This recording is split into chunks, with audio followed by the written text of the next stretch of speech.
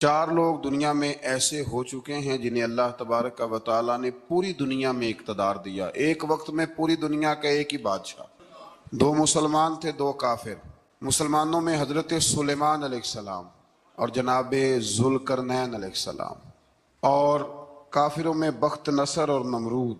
یہ دو لوگ ہیں جنہیں اللہ نے پوری دنیا میں اقتدار دیا، اور پھر اس کے بعد آنے والے وقت میں اللہ تعالیٰ امام مہدی کو سارا اقتدار عطا فرمائے گا پوری دنیا کا۔ حضرت ذوالقرنین کے بارے میں دو روایات ہیں، ایک تو یہ ہے کہ وہ نبی تھے اور ایک یہ ہے کہ نہیں وہ ولی تھے، لیکن مجھے حضرت مولا علی شیر خدا رضی اللہ تعالیٰ عنہ کا قول ملا ہے جس میں آپ نے فرمایا کہ نہیں وہ نبی نہیں تھے، تو اس لیے میرا نظریہ یہی ہے کہ وہ اللہ کے ایک نیک بندے تھے۔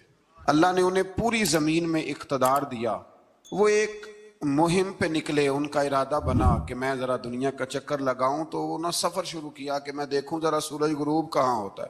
تو فرماتے میں پہنچا، بڑا گیا، لیکن میں اس مقام تک پہنچ گیا جہاں سورج غروب ہوتا ہے، تو پھر میں نے دیکھا کہ ایک سیاہ کنواں ہے جس کے اندر جا کے وہ چھپ گیا ہے، لیکن رب کریم کی اس حقیقت تک میں پہنچ سکا نہیں۔ پھر آپ فرماتے ہیں کہ میں آگے نکلا تو مجھے ایک قوم کے بارے میں بتلایا گیا جو بڑی خونخوار قوم تھی، بڑی خونخوار، اس کو یاجوج اور ماجوج کہا جاتا ہے۔ یہ قوم اتنی خونخوار تھی کہ یہ درندوں کو بھی کھا جایا کرتے تھے، اتنے لمبے چوڑے ان کے قد تھے، اتنے زیادہ طاقتور تھے کہ سانپ اور بچھو بھی کھا جاتے تھے۔ یہ نکلا کرتے تھے سبزے کے دنوں میں تو ساری کھیتیاں اجاڑ جاتے تھے، ہر چیز تباہ کر جاتے تھے، حتیٰ کہ انسانوں تک کو کھا جاتے تھے۔ تو حضرت ذوالقرنین جب وہاں پہنچے، اللہ تبارک و تعالیٰ نے انہیں ان مظلوم لوگوں کا مددگار بنایا جن پر یاجوج اور ماجوج کی قوم ظلم کرتی تھی۔ انہوں نے آپ سے کہا کہ حضور مہربانی فرمائیں، اس قوم سے تو ہماری جان چھڑائیں۔ آپ نے فرمایا تم میری مدد کرو۔ انہوں نے کہا حضور کس طرح؟ فرمایا بس جسمانی طور پر میری مدد کرو۔ تو آپ نے پھر وہاں ایک دیوار بنائی، ایک دیوار لوہا کاٹ کر، سیسا پگھلا کر، پتھر ڈال کر ایک بڑی موٹی تازی دیوار بنائی، اور اتنی اونچی بنائی، اور پھر اس کے چاروں جانب آگ جلائی تاکہ وہ لوہا اس طرح پگھل جائے کہ وہ دیواروں کے ساتھ چپک جائے، تاکہ کوئی آدمی پیر رکھنا چاہے تو پیر رکھ کے اس پہ چڑھ نہ سکے۔ آپ نے وہ دیوار بنائی۔ اب اس قوم کا حال یہ ہوا کہ وہ اس کے اندر قید ہیں، وہ صبح جب اٹھتے ہیں تو اس کو توڑنا شروع کرتے ہیں، توڑتے رہتے ہیں، تو جب شام ہوتی ہے تو ان میں سے ہر روز ایک شخص کہتا ہے اتنی رہنے دو باقی کل کریں گے، لیکن جب وہ سویرے اٹھتے ہیں تو اللہ تعالیٰ اس دیوار کو پھر سے مضبوط فرما دیتا ہے۔ نبی کریم علیہ السلام نے فرمایا قرب قیامت میں ایک وقت آئے گا، قیامت کے قریب جا کے ایک ٹائم ایسا آئے گا کہ اس مخلوق میں سے ہی ایک شخص پکارے گا اور پکار کے کہے گا کہ اب سو جاؤ انشاءاللہ۔ اللہ ان کی زبان پہ جاری کہے گا اب سو جاؤ اور سویرے انشاءاللہ یہیں سے شروع کریں گے۔ تو فرمایا وہ چونکہ انشاءاللہ کہیں گے تو پھر اللہ تبارک و تعالی اگلے دن اس دیوار کو وہیں پہ رکھے گا جہاں رات کو انہوں نے اسے چھوڑا تھا۔ اگلے دن وہ توڑیں گے تو دیوار ساری ٹوٹ جائے گی، اور پھر اللہ تبارک و تعالیٰ کا فضل ہوگا تو مسلمان کی طرف وہ بڑھیں گے، وہ قتل و غارت کریں گے، پھر سے وہی درندگی کریں گے، تو پھر حضرت عیسیٰ علیہ السلام ان کے لیے دعا کریں گے۔ تو دعا کا یہ حال ہوگا کہ ان کے وجود پر کچھ ایسی چیزیں برآمد ہوں گی جن کی وجہ سے وہ مر جائیں گے، ختم کر دیے جائیں گے، قیامت کے قریب جا کے وہ دوبارہ آئیں گے۔ اس کے بعد پھر اللہ تبارک و تعالیٰ نے سورہ کہف کی آخری آیات میں 7 سمندر اور ان جیسے اور بھی آ جائیں، فرمایا 7 سمندر ہوں اور ان جیسے اور بھی آ جائیں اور مل کر وہ روشنائی بن جائیں تو میرے رب کے کلمات ختم ہونے سے پہلے سمندر ختم ہو جائیں گے۔ اور آخری آیت میں اللہ تعالیٰ نے فرمایا کہ اے رسول صلی اللہ تعالی علیہ وسلم آپ کہہ دیجئے کہ میں تمہاری طرح ہی ایک بشر ہوں، انا بشر مثلکم، میں بھی تمہاری طرح ایک۔ اب مثلکم کا بہت سارے لوگوں نے ترجمہ اپنی طرح کا کر لیا ہے، حالانکہ حضور صلی اللہ تعالی علیہ وسلم نے فرمایا کہ بشر ہونے میں تمہاری طرح ہوں، رسول ہونے میں تمہاری طرح نہیں، اللہ کا حبیب ہونے میں تمہاری طرح۔ اور وہ یہ جو میں کہہ رہا ہوں نا نہیں، تو یہ صحیح بخاری کے لفظ ہیں، حضور نے فرمایا ایکم مثلی، کون ہے تم میں جو میری طرح ہو، یہ صحیح بخاری کے لفظ ہیں۔ اللہ تبارک و تعالیٰ سمجھنے کی توفیق عطا فرمائے۔ پھر اس سے آگے سورہ مریم شروع ہوتی ہے۔ اس صورت میں اللہ تبارک و تعالیٰ نے حضرت زکریا علیہ السلام کا ذکر فرمایا ہے کہ وہ لا ولد تھے اور بڑھاپے کی عمر کو پہنچ چکے تھے۔ انہوں نے اللہ تعالیٰ سے اولاد کی دعا کی جو ان کا اور آل یعقوب کا وارث ہو، تو اللہ تعالیٰ نے انہیں بیٹے کی بشارت عطا فرمائی جس کا نام انہوں نے یحییٰ رکھا، بلکہ یہ نام انہوں نے پہلے سے رکھ لیا تھا، یہ یحییٰ نام انہوں نے پہلے سے رکھ لیا تھا۔ مجھے اب لوگ کس سینس میں مسئلہ پوچھتے ہیں یہ نہیں مجھے بتا، لیکن مجھ سے ایک دوست نے کچھ دن پہلے پوچھا کہ پیدائش سے پہلے بچے کا نام رکھنا جائز ہے، تو میں نے انہیں کہا کہ ہاں، آپ سورہ مریم پڑھیں گے تو آپ کو اندازہ ہوگا کہ حضرت زکریا نے بیٹے کا نام پہلے ہی رکھ دیا تھا، کیونکہ انہیں یقین کامل تھا کہ رب کریم مجھے بیٹا ہی عطا فرمائے گا۔ تو حضرت یحییٰ علیہ السلام کو اللہ تعالیٰ نے بچپن میں ہی نبوت عطا کی اور کتاب دی۔ ان کے اوصاف یہ بیان کیے کہ وہ پاکیزہ اور متقی تھے، ماں باپ کے ساتھ نیکی کرنے والے تھے اور سرکش نہیں تھے۔ ان پر سلام ہو جب وہ پیدا ہوئے، اور ان پر سلام ہو جب ان کی وفات ہوئی، اور قیامت کے دن جب انہیں اٹھایا جائے گا۔ اس سے معلوم ہوا کہ نبی کریم علیہ السلام پر یا کسی بھی نبی پر سلام بھیجنا اور اس دن پر سلام بھیجنا جس دن اللہ تعالیٰ نے انہیں پیدا فرمایا ہے، یہ قرآن مجید سے ثابت ہے۔ یعنی آپ یہ کہہ سکتے ہیں کہ جس سہانی گھڑی چمکا طیبہ کا چاند، اس دل افروز ساعت پہ، دل افروز ساعت پہ، تو یہ عین قرآن مجید ہے کہ جس دن وہ پیدا ہوئے اس دن ان پر سلام۔ اللہ تعالیٰ سمجھنے کی توفیق عطا فرمائے۔ پھر اس سے آگے چل کر حضرت مریم سلام اللہ علیہا کا ذکر ہے کہ ان کے پاس فرشتہ آیا۔ ہم تیسرے پارے میں بھی ان کا ذکر پڑھ آئے، پھر ایک اور جگہ پہ بھی اشارتاً کنایتاً ان کا تذکر آیا کہ ان کے پاس فرشتہ انسانی شکل میں آیا، اور فرشتے نے آ کے کہا کہ میں آپ کو بیٹے کی بشارت دینے آیا۔ کہنے لگی میرے پاس کیسے بیٹا آئے گا، مجھے تو کسی مرد نے چھوا ہی نہیں۔ تو فرمایا رب ایسے ہی کرتا ہے جب وہ کسی کام کا ارادہ فرما لیتا ہے۔ تو حضرت مریم کے ہاں اللہ تبارک و تعالیٰ نے حضرت عیسیٰ علیہ السلام کی ولادت فرمائی۔ حضرت عیسیٰ بغیر باپ کے پیدا ہوئے، اور حضرت آدم علیہ السلام غیر ماں باپ کے پیدا ہوئے، تو یہ اللہ کی قدرت کی نشانی ہے۔ اب حضرت عیسیٰ علیہ السلام کی جب ولادت ہوئی تو یہ آپ کا معجزہ اور حضرت مریم کی کرامت سامنے آئی کہ آپ ایک خشک کھجور کے نیچے بیٹھی تو اللہ تعالیٰ نے اسے سرسبز و شاداب کر دیا، اور آپ اس کو ہلاتی تھی تو وہ کھجوریں گرتی تھی۔ بڑی پریشان تھی آپ کے قوم کے سامنے، کیا منہ لے کے جاؤں گی، لوگ کیا کہیں گے۔ لوگوں کے لیے الزام لگانا، پروپیگنڈا کرنا بڑا ہی آسان کام ہے۔ دو ہی تو کام دنیا میں آسان ہے، ایک بدگمانی کرنا اور ایک غیبت کرنا، اور اتنا مزیدار کام ہے کہ آپ ساری دیہڑی کرائیں، کوئی بندہ تھکنے کو تیار معاذ اللہ ثم معاذ اللہ سارا دن۔ اور اگر آپ کہیں کہ اللہ کا ذکر کرو، تسبیح لے لو، صرف 500 دفعہ درود شریف پڑھ لو، تو پھر کیا بنے گا، کام یاد آ جائے گا، بہت سارے لوگوں نکل لیں گے۔ کبھی کبھی کچھ چیزیں بڑی یاد رہ جاتی ہیں۔ ایک شاعر نے ایک شعر کہا تھا، میری تھوڑی سی شعری ذوق ہے تو مجھے دلچسپی ہے، رہ جاتی ہیں کچھ باتیں ذہن میں۔ ایک دفعہ ہمارے ایک دوست کے بارے میں کچھ پراپوگنڈا ہونے لگا، تو میں نے انہیں ایک شعر لکھ کے بھیجا، مجھے یاد تھا، میں نے ایک شعر لکھا۔ کسی شاعر نے کہا تھا کہ مخلوق تو فنکار ہے اس درجہ کے پل بھر میں، سنگے در کعبہ سے بھی اصنام تراشے۔ کعبے کے اندر سے مٹی لے کے لوگ بت بنا لیتے ہیں اور اللہ کا شریک بناتے ہیں۔ تو کہنے لگا شاعر کہ مخلوق تو فنکار ہے اس درجہ کے پل بھر میں، سنگے در کعبہ سے بھی اصنام تراشے۔ تم کون ہو، کیا چیز ہے داغ کبابی، لوگوں نے تو مریم پہ بھی الزام تراشے۔ لوگ تو منٹ لگاتے ہیں، وہ جو رہی مسجد میں، پلی مسجد میں، لوگوں نے الزام لگانے کا وقت آیا تو الزام لگا دیا، سید عائشہ صدیقہ پہ لگا دیا، صدیق کی بیٹی اور صدیقہ۔ آپ سوچ سکتے ہیں کہ لوگ کہاں تک جاتے ہیں اور باتیں کہاں تک پہنچتی ہیں۔ تو یہ میرے رب کریم کا فضل اور کرم ہے کہ جناب مریم کی برات کا اعلان بھی قرآن نے کیا، اور حضرت عائشہ صدیقہ کی برات کا اعلان بھی قرآن پاک نے فرمایا، یہ بھی قرآن مجید نے فرمایا ہے۔ اور کل پرسوں بھی بات ہو رہی تھی حضرت یوسف علیہ السلام کی، تو الزام تو لگتے رہتے ہیں۔ تو میں نے اس دن بھی سوال کیا تھا، پھر دہراتا ہوں کہ غلطی کیا تھی حضرت یوسف کی؟ کبھی کنواں اندھیرا، کبھی بھائیوں کے تھپڑ، کبھی مصر کا بازار، اور ذرا سوچو تو صحیح، جب بولیاں لگتی ہیں انسان کی تو کیا حال ہوتا ہے۔ اور پھر ذرا یہ بھی تو دیکھو نا کہ جب زلیخا نے الزام لگایا تو پھر کیا حال ہے، اور پھر 12 سال کی جیل پر رب فرماتے ہیں شان میں نے یوسف کو ہی عطا فرمائی ہے۔ تو حضرت مریم سلام اللہ علیہا جب وہ بیٹا لے کے گئی ان کے پاس تو انہوں نے کہا یہ کہاں سے آ گیا؟ آپ فرمانے لگی میں نے تو چپ کر روزہ رکھا ہوا ہے، اسی سے پوچھ لو یہ کہاں سے آیا ہے، یہی بتائے گا۔ پنگوڑے میں تھے حضرت عیسیٰ علیہ السلام، پنگوڑے میں۔ تو قرآن مجید کہتا ہے، کہنے لگے قال انی عبد اللہ، حضرت عیسیٰ بولے اور بول کے کہنے لگے میں اللہ کا بندہ ہوں، اور آتانی الکتاب، خالی نہیں آیا، کتاب ساتھ لے کے آیا ہوں، وجعلنی نبیّا، اور اس نے مجھے نبی بنا کے بھیجا ہے۔ تو حضرت عیسیٰ علیہ السلام پنگوڑے میں ہیں تو کلام فرما رہے ہیں، اپنے نبی ہونے کا اعلان فرما رہے ہیں۔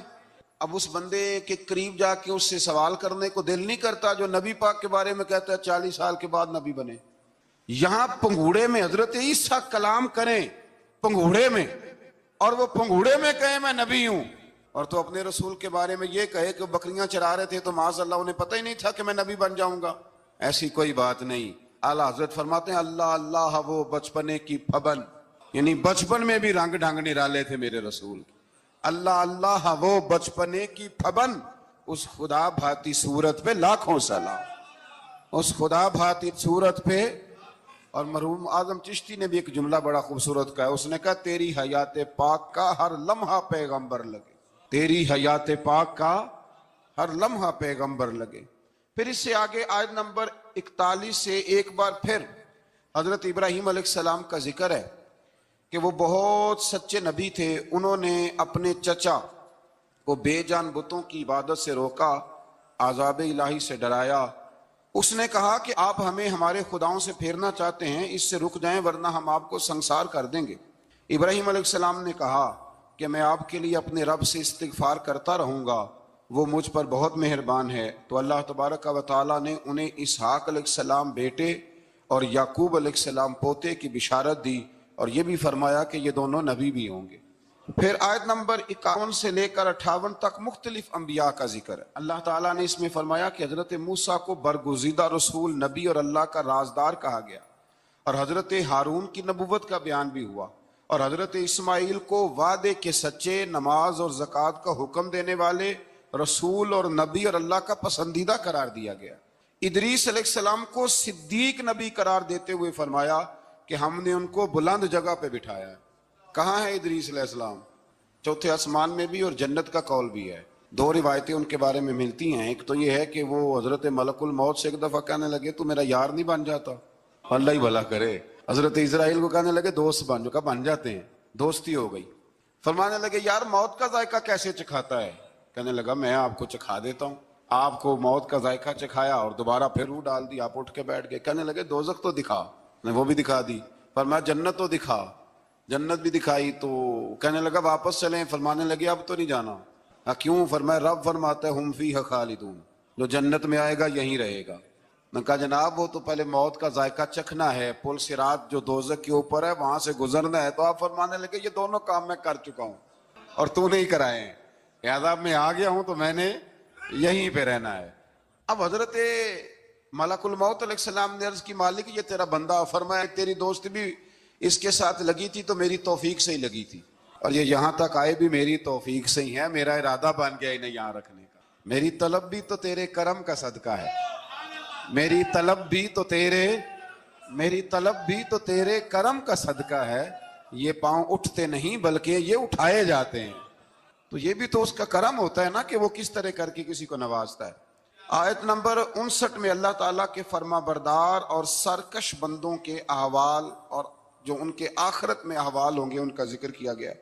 آیت نمبر 66 میں بتایا گیا ہے کہ منکرین آخرت حیات بعد الموت کے بارے میں ہمیشہ شک میں مبتلا رہے، انہیں یقین ہونا چاہیے کہ مرنے کے بعد دوبارہ وہی خالق زندہ کرے گا جس نے پہلی بار بغیر کسی نام و نشان کے پیدا۔ آیت نمبر 76 میں بتایا کہ جو لوگ گمراہی میں مبتلا ہیں ان کے ابتلا میں اضافے کے لیے مہلت کی مدت بڑھا دی جاتی، اور جو ہدایت یافتہ ہیں ان کو مزید استقامت نصیب ہوتی ہے۔ اللہ کے ہاں ثواب اور انجام خیر کے اعتبار سے باقی رہنے والی نیکیاں سب سے زیادہ بہتر، ایسی نیکیاں کریں جو باقی رہیں ہمیشہ، کیا کہتے ہیں صدقہ جاریہ۔ آیت نمبر 81 میں فرمایا کہ مشرکین اس امید پر اللہ کے سوا معبودان باطل کی عبادت کرتے ہیں کہ مشکل میں ان کی مدد کریں گے، فرمایا ہرگز نہیں، وہ ان کے دشمن بن کے عبادت کا انکار کریں گے۔ آیت نمبر 88 میں بتایا کہ کفار نے اللہ کی طرف اولاد کی نسبت کر کے نہایت سخت بات کی، یہ تو اتنا سنگین جرم ہے کہ اس سے آسمان پھٹ پڑے، زمین شک ہو جائے اور پہاڑ ریزہ ریزہ ہو جائیں۔ مزید فرمایا کہ آسمان اور زمین میں جو کوئی بھی ہے سب اللہ کے حضور بندے بن کے حاضر ہوں گے، آیت نمبر 97 میں فرمایا جو لوگ ایمان لائے اور نیک کام کیے عنقریب رحمان لوگوں کے دلوں میں ان کی محبت پیدا فرما دے۔ یہ جو شرک والا معاملہ ہے نا، یہ بڑا سادہ سا ہے۔ کچھ لوگ آج نئے فلسفی اٹھے ہیں تو وہ کچھ عجیب و غریب سی باتیں دہریوں جیسی کرنے لگے ہیں، اور بعض مضامین ہم دیکھتے ہیں تازے جو چھپتے ہیں ان کے اندر بھی وہ اشارتاً کنایاتاً مذہب کی بنیاد پر تقسیم نہیں ہونی چاہیے، انسان بحیثیت انسان قابل تکریم ہے۔ تو ایک بات سمجھ لیں کہ جو مکان کی رجسٹری آپ کے نام ہے، اگر کوئی اور دعویٰ کرے اس کا تو آپ کو برداشت ہے؟ یہ ہو نہیں نہ سکتا میاں۔ ملک میں وزیر کئی ہو سکتے ہیں پر وزیر اعظم ایک ہوتا ہے، اس کو سمجھ لیں۔ تو جب اللہ کی توحید میں کو کسی کو شریک ٹھہراتا ہے تو وہ بہت بڑا جرم کرتا ہے، وہ بہت بڑا جرم کرتا ہے۔ یوں سمجھ لیں کہ جیسے آپ کی 5 مرلے کی زمین پہ کوئی آ کے قبضہ کرے، اسے مار دینے کو دل کرتا ہے۔ اس لیے یہ ساری زمین رب کریم کی ہے، آسمان و زمین کا خالق اور مالک۔ تو شرک ناپسندیدہ بات، ناپسندیدہ۔ سورہ طٰہٰ شروع ہوتی ہے۔ اس سورہ طٰہٰ میں نبی پاک صلی اللہ تعالی علیہ وسلم کو رب کریم نے فرمایا کہ محبوب قرآن اس لیے نازل نہیں کیا تھا کہ آپ مشقت میں پڑ جائے۔ نبی کریم لمبی لمبی نمازیں پڑھتے تھے، لمبی لمبی، تو قرآن مجید نے کہا طٰہٰ ما انزلنا علیک القرآن لتشقیٰ، محبوب قرآن اس لیے نازل نہیں کیا کہ آپ مشقت میں پڑ جائیں۔ حضور لوگوں کو بڑی جد و جہد کے ساتھ دین کی طرف بلاتے تھے، تو کہا محبوب قرآن اس لیے نازل نہیں کیا تھا کہ آپ مشقت میں پڑ جائیں، آپ تو مشقت کرنے لگ گئے۔ وہ یا رب اپنے محبوب کو کہہ رہا ہے، جیسے سورہ مزمل میں بات ہوئی نا کہ محبوب تھوڑا آرام بھی فرما لیا کر، محبوب تھوڑا آرام بھی فرمائے۔ پھر فرمایا کہ یہ قرآن نصیحت کے لیے نازل ہوا ہے، اور اللہ ظاہر و باطن سب کو جانتا ہے، اور وہ وحدہ لا شریک ہے، اور سارے اچھے نام اسی کے ہیں۔ آیت نمبر 10 میں فرمایا کہ مدین سے واپسی کے سفر کے دوران موسیٰ علیہ السلام اس واقعے کا بیان کیا کہ وہ اپنی جگہ پر رکے ہوئے تھے، تو وہیں انہیں غیب سے ندا آئی کہ موسیٰ میں آپ کا رب ہوں، آپ وادی مقدس میں ہیں تو ادباً اپنے جوتے اتار دیجئے، میں نے آپ کو چن لیا ہے، میرے پیغام وحی کو توجہ سے سنیے، میں اللہ وحدہ لا شریک ہوں، میری بندگی کیجیے، میری یاد کے لیے نماز قائم کیجیے، قیامت آنے والی ہے، اسی کی طرف آپ توجہ فرمائیے۔ اسی موقع پر آپ کو جو معجزات عطا کیے گئے ان کا بھی ذکر ہے، اور وہ ہم پیچھے بہت ساری جگہوں پہ اس کا ذکر کر آئے کہ اللہ تعالیٰ نے ان کو ایک ایسا عصا عطا فرمایا تھا کہ وہ ایک دم میں ہی بہت بڑا اژدہا بن جایا کرتا تھا، اور پھر حضرت سیدنا موسیٰ علیہ السلام اپنا ہاتھ گریبان میں ڈال کے نکالتے تھے تو آفتاب کی طرح روشن ہو جاتا تھا۔ اقبال کہتے ہیں ید بیضا لیے بیٹھے ہیں اپنی آستینوں، ید بیضا لیے، چمکتے ہوئے ہاتھ ہیں ان کے، تو یہ اپنی آستینوں میں چھپا کے بیٹھے ہیں۔ پر اقبال نے یہ ولیوں کے لیے کہا ہے، نہ پوچھ ان خرقہ پوشوں کی، ارادت ہو تو دیکھ ان کو، ارادت ہو تو محبت کے ساتھ دیکھ، تنقید کے ساتھ تو پتہ ہے پھر بندے کو کوئی شے نہیں ملتی، آنکھیں گونگ ہو جاتی۔ ارادت ہو تو دیکھ ان کو، ید بیضا لیے بیٹھے ہیں اپنی آستینوں میں۔ پھر اللہ تعالیٰ نے نا حضرت موسیٰ علیہ السلام کو حکم دیا تھا کہ فرعون کو دعوت دیں، تو حضرت موسیٰ نے دعا مانگی جو آیت نمبر 25 اور 28 میں موجود ہے، رب اشرح لی صدری ویسر لی امری واحلل عقدۃ من لسانی یفقہوا قولی، اے میرے رب میرے لیے میرا سینہ کھول دے، میرے لیے میرا کام آسان کر دے، میری زبان کی گرہ کھول دے تاکہ وہ لوگ میری بات کو سمجھ سکیں۔ یہ آپ نے دعا فرمائی، اور آگے جا کے مزید آپ نے التجا کی کہ میرے خاندان میں سے میرے بھائی ہارون کو اس مشن میں میرا وزیر بنا دے تاکہ مجھے تقویت ملے، اور اسے میرا شریک کار بنا دیجیے۔ اللہ تعالیٰ نے ان کی اس دعا کو قبول فرما لیا۔ آیت نمبر 38 سے حضرت موسیٰ علیہ السلام کی پیدائش کا ذکر ہوتا ہے، اور یہ تقریباً آیت نمبر 76 تک چلتا ہے۔ واقعہ آپ نے پہلے بھی سنا ہوا ہے، اپنے لفظوں میں بھی عرض کیے دیتا ہوں۔ فرعون کو اس نے وہ خواب دیکھ لیا تھا کہ ایک ستارہ اٹھے گا اور پھر وہ گرے گا تو میری ساری سلطنت کو تباہ کر دے گا۔ نجومیوں سے اس نے پوچھ لیا، اس نے کہا کہ ایک بچہ پیدا ہوگا جو تیری سلطنت کو تباہ کرے گا۔ چاہیے تو یہ تھا کہ وہ توبہ کرتا، لیکن اس نے کیا کیا کہ اس نے بچوں کو قتل کرانا شروع کیا۔ یذبحون ابناءکم، ذبح کرا دیتا تھا تمہارے بیٹوں کو، اور بچیوں کو وہ زندہ رکھتا تھا۔ اللہ تبارک و تعالیٰ کی قدرت دیکھیے، رب بڑا ہی کریم ہے۔ آپ یقین کریں مولا کے دینے کے انوکھے ہی انداز ہیں۔ یعنی حضرت موسیٰ کوہ طور کے پاس آگ لینے جائیں تو اللہ تبارک و تعالیٰ پہلی وہی فرما کے نبی بنا لے، بھائی حضرت یوسف کو کنویں میں ڈالیں تو رب وہاں سے نکال کے مصر کا حکمران بنا دے. وہ بڑا ہی بے نیاز ہے. مولا کے دینے کے انداز بڑے ہی انوکھے ہیں. وہ بڑے انوکھے انداز میں نوازتا ہے. تو حضرت موسیٰ جب پیدا ہوئے تو ان کی والدہ نے پتہ کیا کیا؟ ان کو ایک صندوق میں بند کر کے دریا میں بہا دیا. اب دریا میں بہتے جا رہے ہیں تو ماں تھی تو پریشان بھی ہو گئی. ان کی ہمشیرہ کو کہنے لگی ذرا دھیان رکھنا کدھر جاتے ہیں. حضرت موسیٰ علیہ السلام دریا میں بہتے بہتے نا فرعون نے نا دریا کے کنارے مکان بنایا ہوا تھا. آپ کو پتہ ہے بادشاہوں کا ذوق ہوتا ہے. آج کل ہمارے جو حکمران ہیں انہوں نے اس کا نام فارم ہاؤس رکھا ہوا ہے, میرا فارم ہاؤس. اور پرانے زمانے میں لوگ ڈیرا کہتے تھے. تو اس نے بھی اس طرح کا فارم ہاؤس بنایا ہوا تھا. وہاں پہ حضرت موسیٰ علیہ السلام تیرتے ہوئے تابوت کے اندر صندوق کے اندر جا رہے ہیں. فرعون اور ان کی بیوی حضرت آسیہ بے اولاد تھیں, بڑی تڑپ تھی بیٹے کی, وہ بھی وہاں کھڑی تھی. صندوق تیرتا ہوا آیا تو فرعون نے کہا کہ جاؤ پکڑ کے لاؤ دیکھو کیا ہے. جب وہ لے کے آئے نا تو آپ کی ہمشیرہ جو نگرانی کر رہی تھی پریشان ہوگی کہ یہ تو اس کے ہاتھ لگ گئے, یہ تو اب مار ڈالے گا. لیکن جب خوبصورت اور چمکتا ہوا بچہ دیکھا تو بی بی آسیہ کہنے لگی یہ بنی اسرائیل کا ہے ہی نہیں, یہ تو پتہ نہیں کہاں سے بہتا ہوا یہاں آ گیا ہے. تم ایسے ہی چھوڑ, یہ پتہ نہیں کہاں سے, رکھ نہ لیں. تو حضرت موسیٰ علیہ السلام وہ کہنے لگا نہیں انہی کے ہیں, موسیٰ علیہ السلام اسی کے ہیں. تو آسیہ کہنے لگی تیرے تو سر پہ نا بس بھوت ہی سوار ہو گیا, ہر وقت وہی لوگ تجھے یاد رہتے ہیں, یہ پتہ نہیں کہاں سے بہ کے آیا. اب رکھ لیا, مان گیا فرعون. آپ فرعون کے گھر میں جو اس لیے بچے مروا رہا تھا کہ میری سلطنت حضرت موسیٰ پیدا نہ ہو جائیں, تو اسی کے گھر میں پرورش پانے لگے, اسی کے گھر میں. اب عورتیں منگائیں گئی دودھ پلانے کے لیے, تو حضرت موسیٰ علیہ السلام کسی بی بی کا دودھ نہیں پیتے, تو آپ کی ہمشیرہ نہ وہیں دائیں بائیں گھومتی رہتی. تو کہنے لگی جناب آسیہ سے کہ میں ایک بی بی کو جانتی ہوں, بڑی صاف ستھری ہے, مجھے امید ہے یہ بچہ اس کا دودھ پیے گا. تو فرعون کہنے لگا دوڑ کے لا. تو وہ اپنی والدہ کو لے کے آئیں تو حضرت موسیٰ نے فوراً دودھ پینا شروع کر دیا. فرعون کو پھر تھوڑا شک ہوا. ایک روایت یوں بھی لکھی ہے بعض لوگوں نے کہ فرعون ایک دن اٹھایا ہوا تھا حضرت موسیٰ کی, ابھی تھوڑی سی عمر تھی, تو آپ نے اس کی داڑھی پکڑ کے تو ایک گھونسا دے مارا. جلالی تو شروع سے ہے نا. تو کہنے لگا آسیہ تو مان نہ مان یہ بچہ وہی ہے. تو حضرت بی بی آسیہ کہنے لگی کہ تجھے غلط فہمی ہے, یہ وہ نہیں ہے. اس نے کہا دیکھو نا یہ تو اٹھاتی ہے تو پیار کرتا ہے, اور میرے جب قریب آتا ہے تو اس کے لب و لہجے میں تلخی محسوس کرتا ہوں. اس نے کہا بچوں کو کیا پتا.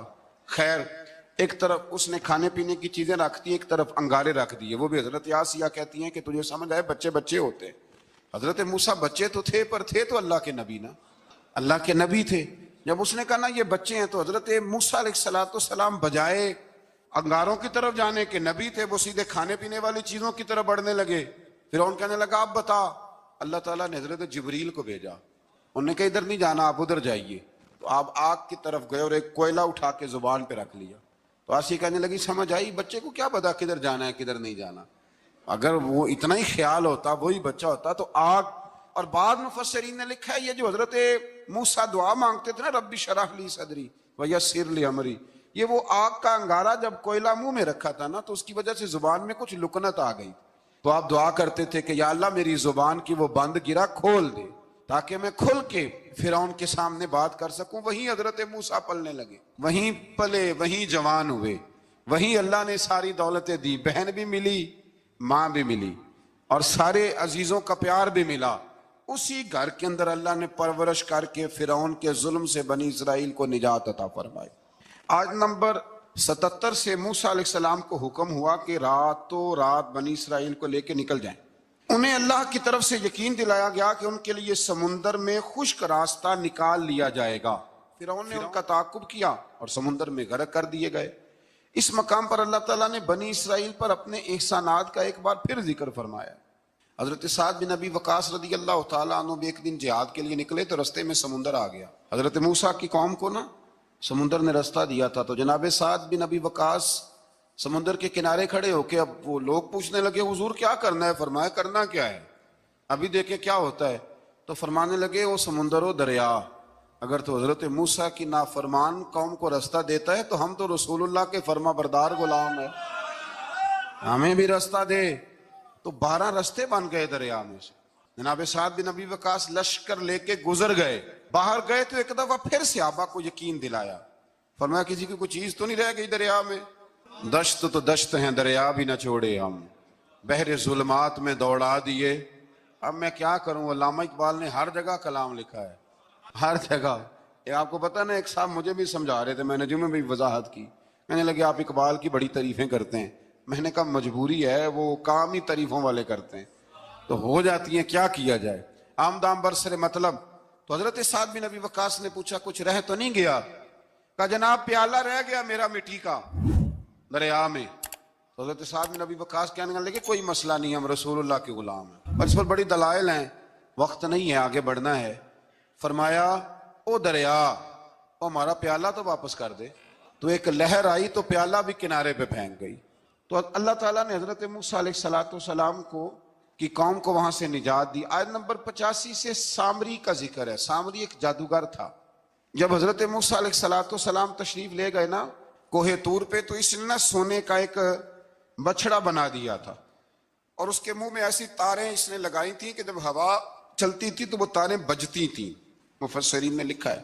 تو بنی اسرائیل والوں کو یہ کہتا تھا دیکھو یہ بولتا ہے، تو بڑے کمزور ایمان کے لوگ تھے، اس طرف متوجہ ہو گئے، اس طرف متوجہ ہو گئے۔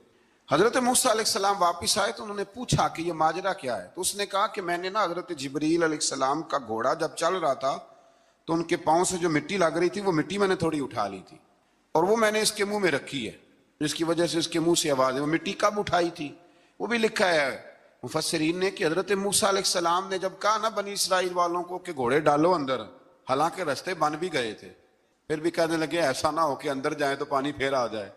تو یہ جاتے نہیں تھے، ڈرتے تھے، کمزور ایمان کے لوگ تھے نا۔ اصل مسئلہ نا اندر کا ہے، آپ یقین کریں یہ بڑی باکمال بات ہے۔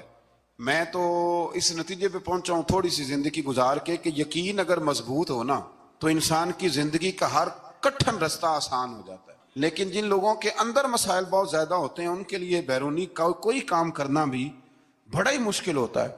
تو یہ لوگ کہنے لگے کیسے اندر جائیں گے تو پھر نہ پانی مل جائے۔ تو حضرت جبریل امین آئے گھوڑی پہ بیٹھے ہوئے، انہوں نے آگے آگے گھوڑی دوڑائی، تو آگے گھوڑی دوڑی تو ان کے گھوڑے خود بخود پیچھے دوڑ پڑے۔ حضرت سیدنا جبریل کی گھوڑی جہاں پیر رکھتی تھی وہاں سے سبزہ اگتا تھا۔ سامری جادوگر تھا، حیرت انگیز چیزوں کو جمع کر لیتا تھا، اس نے وہ جمع کر کے رکھ لی اور بچڑا بنا دیا۔ تو حضرت موسیٰ علیہ السلام نے جب اس سے پوچھا تو اس نے یہ بات بتائی اور کہنے لگا یہ تدبیر مجھے میرے نفس نے سجائی تھی۔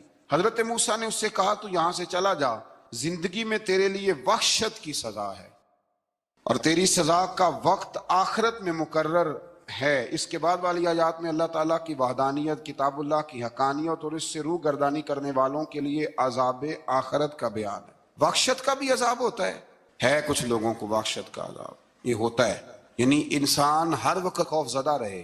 آیات بتاتی ہیں کہ اس پر کون سا عذاب ہے، اس پر ایک وحشت طاری رہے۔ اللہ سے دعا مانگیں اللہ تبارک و تعالی ان ساری آزمائشوں سے ہمیں محفوظ فرمائے۔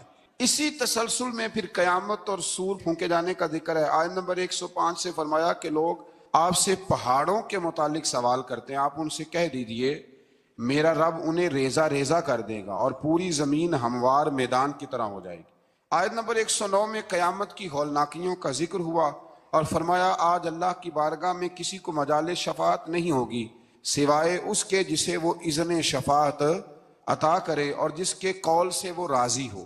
آیت نمبر 110 سے اکڑی گردنوں کے حی و قیوم کے سامنے جھکنے، ظالموں کے نامراد ہونے اور مومنین صالحین کے کامیاب ہونے کا ذکر ہے۔ آیت نمبر 114 میں علم میں اضافے کی تعلیم کے لیے دعا ارشاد فرمائی گئی ہے جو بڑی معروف ہے، رب زدنی علما۔ آیت نمبر 115 سے اس بات کا ذکر ہے کہ آدم علیہ السلام جو جنت میں درخت کے قریب چلے گئے تو یہ ان کی بھول اور اجتہادی خطا تھی، اللہ نے خود وضاحت فرما دی، اور انہوں نے قصداً اللہ کے حکم کی نافرمانی نہیں کی۔ آدم علیہ السلام کو جنت میں داخل کر کے بتایا کہ یہاں نہ بھوک لاحق ہوگی، نہ بے لباسی ہوگی، نہ پیاس لگے گی، نہ ہی دھوپ کی تپش محسوس ہوگی، اور یہ کہ آپ اپنے دشمن شیطان کی چالوں سے بچے رہیں گے۔ اس مقام پر قرآن نے اس موضوع کو پھر بیان کیا کہ شیطان نے وسوسہ ڈالا اور مخلص اور ہمدرد کا روپ دھار کر ان کو بہکایا۔ انہوں نے ممنوع درخت سے کھا لیا سو ان کے ستر کھل گئے اور جنت کے پتوں سے اپنے ستر کو ڈھانپنے لگے، پھر اللہ نے ان کی توبہ قبول کی اور جنت سے زمین پر بھیج دیا۔ آیت نمبر 124 سے اللہ تعالیٰ نے فرمایا جو ہماری یاد سے غافل رہے گا ہم اس کے لیے معیشت تنگ کر دیں گے، وَمَنْ أَعْرَضَ عَنْ ذِكْرِي فَإِنَّ لَهُ مَعِيشَةً ضَنْكًا۔ جو ہماری یاد سے غافل ہوگا اس کے لیے زندگی اس پر اللہ تبارک و تعالی ہر وقت اپنی یاد کی توفیق عطا فرمائے۔ آیت نمبر 130 سے اللہ تعالیٰ نے ارشاد فرمایا ان کی باتوں پر صبر کیجیے، سورج کے طلوع اور غروب ہونے سے پہلے اپنے رب کی حمد کے ساتھ تسبیح پڑھتے رہیے، اور رات کے بعض اوقات میں اور دن کے حصوں میں بھی تسبیح پڑھتے رہیے، تاکہ آپ کا رب راضی ہو جائے اور آپ بھی راضی ہو جائیں۔ مزید فرمایا کہ اپنے اہل خانہ کو نماز کا حکم دیں اور خود بھی نماز پر قائم رہیں، اور نیک انجام صرف تقوی پر کاربند لوگوں کے لیے۔ کفار قریش کے عذاب کے مطالبے کے جواب میں فرمایا کہ ان سے پہلے لوگوں کو اللہ نے ہلاک کر دیا تھا اور عذاب کا وقت مقرر ہے، اگر ہم رسول بھیجنے سے پہلے ہلاک کرتے تو یہ لوگ کہتے کہ ہمارے پاس عذاب سے پہلے رسول کیوں نہیں بھیجا، ہمیں کوئی سمجھا لیتا، ہم نہ یہ کام کرتے۔ اور فرمایا انتظار کرو، تم ان قریب جان لو گے سیدھے راستے والے اور ہدایت یافتہ لوگ کون ہیں۔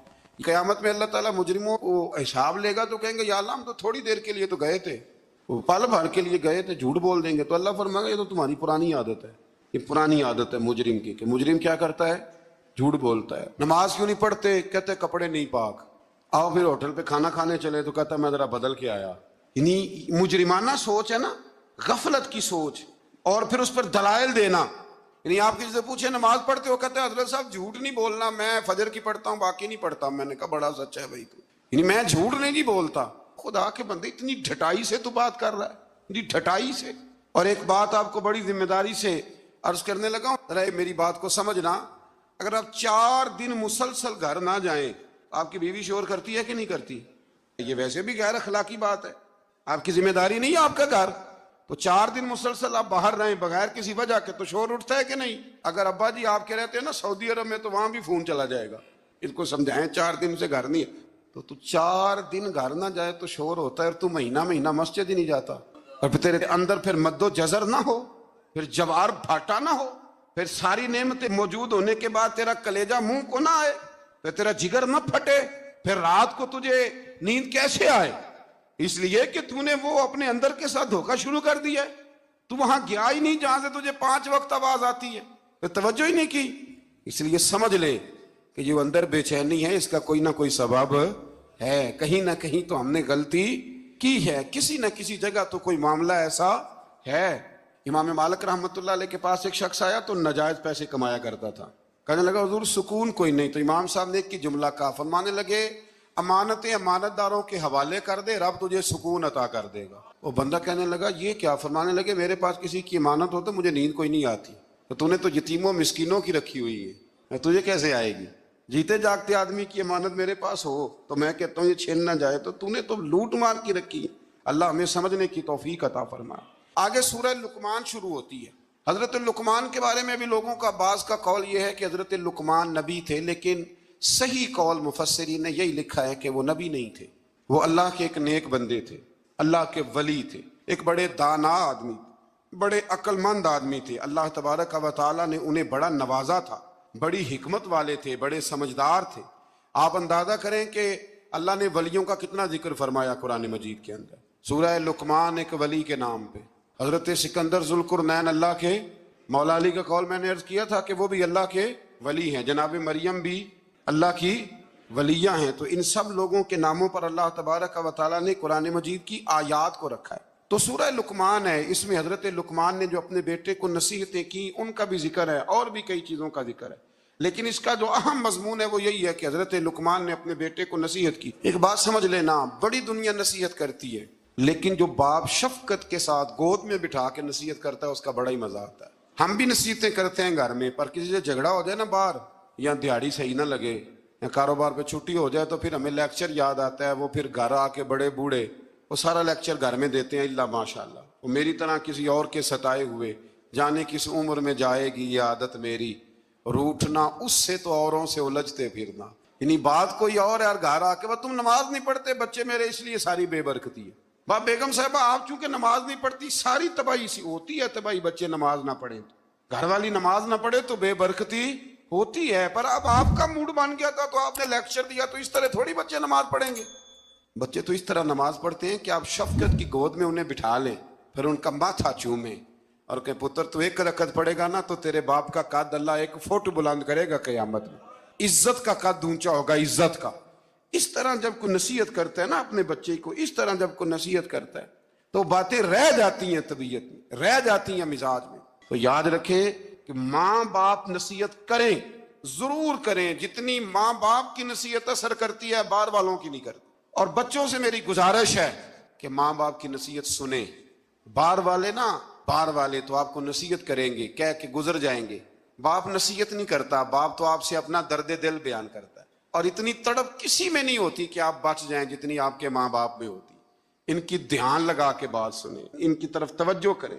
کسی نے بادشاہ سے کہا تھا کہ مزہ کب آیا تمہیں، تم بڑے بادشاہ رہے، بڑے خزانوں کے، مزہ کب آیا؟ کہنے لگا مزہ تب آیا کہ جب میں پہلے کسی زمانے میں، بعد میں وزیر اعظم بنا، جب میں نوکری کرتا تھا تو میں پیسے لا کے اپنی اماں کو دیتا تھا، تو پھر میں سویرے جب اماں سے کہتا تھا نا اماں ذرا کرایہ دینا، تو کہتے تھے کہ وہ خزانے کا مالک ہونے کا اتنا مزہ نہیں آیا جتنا اماں وہ اپنی گتھلی سے پیسے نکالتی تھی اور پھر 2-3 دفعہ چیک کرتی تھی کہ نوٹ ساتھ جڑا ہوا تو نہیں، پھر وہ دیتی تھی۔ تو کہتے ہیں کہ میرے ابا جی پاس کھڑے ہوتے تھے تو وہ کہتے تھے نہ ایڈا دھیان کر دے، منڈے نو دیر پہ ہی ہوندی ہے۔ تو اماں کہتی تھی نہیں، میرے پتر دی محنت دی کمائی ہے، اس کی مشقت کی کمائی ہے۔ میں تو یہ بادشاہی ہے اگر آپ کے پاس ماں باپ ہے، یہ آپ کے پاس حسن ہے، یہ وقار ہے۔ ان کے پاس بیٹھے، ابا ان پڑھ بھی ہو نا، باپ ان پڑھ بھی ہو تو یونیورسٹی کا درجہ رکھتا ہے۔ آج تک کسی کائنات میں نہ آکسفورڈ نے ایسا کوئی نصاب بنایا ہے، نہ پنجاب یونیورسٹی نے، نہ کراچی یونیورسٹی نے، جو نصاب اللہ ماں کی ممتا کو دے کے دنیا میں بھیجتا ہے۔ وہ بنا ہی نہیں نصاب کہیں۔ کان لگا کے نصیحت سنو ماں باپ کی، وہ کیا کہتے ہیں۔ تو حضرت لقمان اپنے بیٹے کو نصیحت کرتے ہیں۔ پہلی بات انہوں نے یہ کی کہ بیٹا کبھی شرک نہ کرنا، اور دوسری بات یہ کی اپنے بیٹے کو کہ اللہ اور ماں باپ کا شکر گزار ہونا۔ پھر فرمایا والدین کے ساتھ نیکی کا برتاؤ کرنا۔ اس مقام پر پھر قرآن نے اولاد کے لیے ماں باپ کی مشقتوں کا ذکر بھی فرمایا، اور یہ بھی فرمایا کہ اگر خدا نہ خواستہ کسی کے ماں باپ مشرک ہوں تو ان کے دباؤ میں شرک میں مبتلا نہ ہو، لیکن اس کے باوجود دنیاوی امور میں ماں باپ کے ساتھ بدستور نیکی کا برتاؤ کرے۔ اور پھر فرمایا پابندی سے نماز قائم کرنا۔ پھر فرمایا نیکی کا حکم دینا اور برائی سے، بیٹا نیکی کا صحیح بات کریں اپنے دل سے۔ کبھی ہم نے بچوں کو کہا ہے کہ نیکی کا حکم دینا؟ بیٹے اچھا سا کاروبار کر، کوئی تگڑے سے پیسے کم، نیکی کا حکم دینا اور برائی سے، یہ باپ کہہ رہا ہے اپنے بیٹے کو، بیٹا یہ تو نے ڈیوٹی کرنی ہے۔ اور پھر ارشاد فرمایا کہ پابندی سے نماز قائم کرنا، نیکی کا حکم دینا، برائی سے منع کرنا، لوگوں کے ساتھ تکبر سے پیش نہ آنا، زمین پہ اکڑ کے نہیں بلکہ عاجزی کے ساتھ چلنا۔ لیکن اگر ابا جی اپنے بچے کو بتائیں تو انہوں نے بال نہ کھیڑتا تھا پیالہ تو جٹا نہ منڈا ہے، اللہ ماشاء اللہ، اگر ابا جی یہ سبق پڑھائیں تو تکبر کا درس آیا کہ یہاں عاجزی کا درس آیا؟ اس کو کہنا چاہیے تھا بیٹا یہ تو اللہ کی تقسیم ہے، پر مخلوق ساری رب کی ہے۔ کہا بیٹے کبھی تکبر نہ کرنا، چال اور گفتار میں تواضع اختیار کرنا۔ یہ حضرت لقمان نے اپنے بیٹے کو نصیحت اس میں کہیں فرمایا کہ ذرا دھیان سے رزق کمانا، کہا کہیں توجہ سے افسر بن جانا، یہ کہا ہے بچہ انسان بن جائے نا تو ساری افسریاں اس کے قدموں میں آ جاتی، اور اگر وہ انسان نہ بنے پھر وہ افسر بھی بن جائے تو لوگ تکلیف میں ہوتے ہیں، مزدور بھی ہو تو لوگ تکلیف میں ہوتے ہیں، اس کے بیوی بچے بھی، اللہ کرے کہ ہم انہیں انسان بنانے میں کامیاب ہو جائیں۔ تھوڑا اور مختصر کرتا ہوں، آگے سورہ سجدہ شروع ہو جاتی ہے، اس کی آیت نمبر 7 سے انسان کے مٹی سے پیدائش اور نسل انسانی کے لیے جوہر حیات، نفع، روح، کان، آنکھ اور دل جیسی نعمتوں کا اللہ نے ذکر فرمایا۔ پھر آیت نمبر 15 میں فرمایا کہ ہماری آیات پر ایمان وہ لوگ لاتے ہیں جب ان آیات کے ذریعے انہیں نصیحت کی جاتی ہے تو اپنے رب کی تسبیح اور حمد کرتے ہیں، سجدے میں گر جاتے، تکبر نہیں کرتے۔ ان کے پہلو عبادت الہی میں مشغولیت کی وجہ سے بستروں سے دور رہتے، وہ اللہ کے عذاب سے ڈرتے ہیں اور اس کی رحمت کا یقین رکھتے ہوئے اسے پکارتے۔ پھر آیت نمبر 18 میں اللہ کریم نے فرمایا کہ مومن اور فاسق برابر نہیں ہو سکتے، مومن اور فاسق کبھی برابر نہیں ہو سکتے۔ باعمل مومنین کے لیے جنت کی صورت میں اللہ نے مہمانی تیار کی، جبکہ فاسقوں کا ٹھکانہ جہنم ہے۔ پھر آگے سورہ احزاب شروع ہوتی ہے۔ سورہ احزاب، اس سورہ مبارکہ کی آیت نمبر 4 میں اللہ تعالیٰ نے فرمایا کہ میں نے کسی انسان کے پہلو میں 2 دل نہیں بنائے، دل ایک ہے، آنکھیں کتنی ہیں، کان کتنے، پیر کتنے، 2 ہونٹ کتنے، لیکن اللہ فرماتے ہیں دل میں نے یہ نہیں ہو سکتا کہ ایک دل میں تم مجھے رکھ لو، ایک میں میرے دشمن کو رکھ لو. یہ نہیں ہو سکتا کہ ایک دل میں اسلام ہو دوسرے میں کفر ہو. یہ نہیں ہو سکتا کہ ایک دل میں میرا محبوب ہو اور دوسرے میں تم نے کسی دنیا دار کو بٹھایا ہو. دل ایک ہے تو محبوب بھی ایک ہی ہونا چاہیے. وہ الگ بات ہے کہ کبھی کبھی کسی شاعر نے یہ شکوہ کیا ہے، وہ بھی شکوہ نہیں، اس نے اپنی بات کی. ہم اپنے لفظوں میں لیتے ہیں نا. یوں سمجھ لیں کہ کسی نے کہا کہ میں حضور سے محبت کرتا تھا تو مجھے تڑپ لگ گئی، تو تڑپ کا مزہ بڑا آیا. اعلیٰ حضرت نے بھی کہا ہے نا، عشق تیرے صدقے جلنے سے چھٹے سستے، جو آگ بجھا دے گی وہ آگ لگائی ہے. تو وہ شاعر کہتا ہے کہ اتنا میں تڑپا ہوں اپنے محبوب کے لیے، تو تڑپ کا بھی ایک مزہ ہے. تو کہتا ہے وہ مزہ دیا ہے تڑپ نے کہ میری آرزو ہے یا رب، میرے دونوں پہلوؤں میں دل بے قرار ہوتا، میرے دونوں پہلوؤں میں دل بے قرار ہوتا. اللہ کریم ہمیں سمجھنے کی توفیق عطا فرمائے. تو دل ایک ہے تو محبت بھی ایک ہی ہونی چاہیے. اسی آیت میں فرمایا کہ منہ بولے بیٹے وہ حقیقی بیٹے کے حکم میں نہیں ہوتے. نبی کریم علیہ السلام نے حضرت زید بن حارثہ کی پرورش کی تھی، تو کچھ لوگوں نے زید بن محمد کہنا شروع کر دیا. فرمایا نام بھائی زید بن حارثہ ہی کہو، زید بن محمد نہیں کہہ سکتے. تو منہ بولا بیٹا حقیقی وارث نہیں ہوتا، یہ اللہ نے قانون بنا دیا. تو اس لیے یہ جو بچہ آپ اڈاپٹ کرتے ہیں لیتے ہیں تو اس کی ولدیت اصل لکھوایا کریں، اپنی نہ لکھوایا کریں.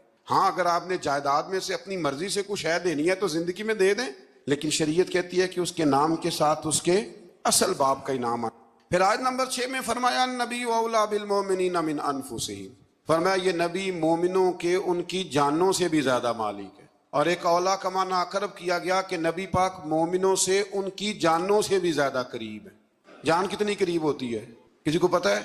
کسی سائنسدان کا قول، کسی ڈاکٹر کا.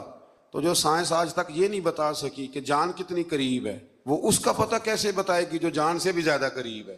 فرمایا محبوب جانوں سے بھی تمہارے زیادہ قریب ہے.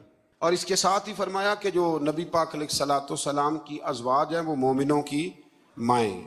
آیت نمبر 7 میں انبیاء کرام کے فرائض رسالت کے متعلق لیے گئے وعدے کا ذکر ہے.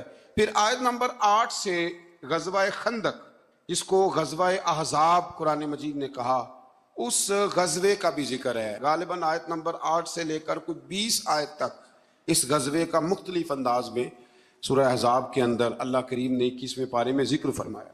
کچھ یہودی بڑی بدعہدی کرتے تھے، تو حضور نے مکے گئے اور مکے والوں کو تیار کیا کہ اس وقت بدر میں تم مسلمان تم سے جیت گئے تھے، تو دیکھا نہیں تم نے احد میں، پھر تم جیت گئے معاذ اللہ، تو آؤ حملہ کرو، ہم تمہاری مدد کریں گے. ابو سفیان کو تیار کیا اور کئی لوگوں کو تیار کیا، اور پھر بنو غطفان ایک قبیلہ تھا اس کو بھی ساتھ ملایا، کچھ اور قبیلوں کو ساتھ ملایا. تو تقریباً 10-12 ہزار کا لشکر لے کر انہوں نے مدینے پہ حملہ کیا.